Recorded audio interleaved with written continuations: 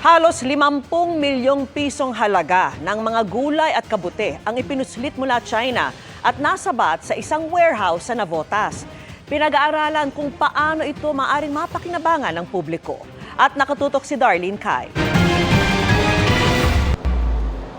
Dahil sa tip ng isang informant, natunto ng warehouse na ito sa barangay Bangkulasi, Navotas City na nag-ooperate ng wala umanong permit o rehistro sa City Hall.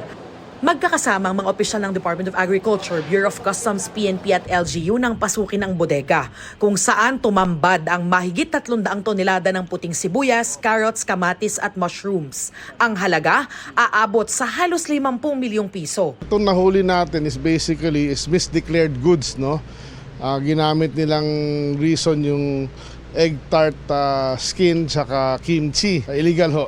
Galing umanong China ang mga produkto pero lokal ang consignee na hinahanap na raw ng mga otoridad. We will file charges po sa mga, usually po ang tinatamaan dyan is yung consignee po, kung ano yung nakapangalan, singnan na rin natin kung sino ang, kung may nag-list ho ba anong storage na to para matunto natin yung totoong may-ari po ng kargamento. Kasama sa investigasyon kung paano nakalusot ang shipment. Dahil nga illegal na ipinasok sa bansa itong tonne-toneladang agriculture products na ito, ibig sabihin ay walang permit at hindi na kasi sigurong ligtas kainin. Kaya maaring maging delikado kung umabot ito sa merkado.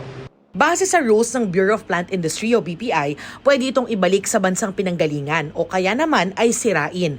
Pero pinag-aaralan din ng DA kung pwede pa itong mapakinabangan basta mapatunayang ligtas kainin. Kumuha na ng samples kanina mga tauhan ng DA BPI para sa food safety test. We will file the appropriate request sa ating korte na pwede pa itong mabenta at malamang sa kadiwa natin ito ibenta kung sakaling payagan. Para sa GMA Integrated News, Darlene Kai, nakatutok 24 oras.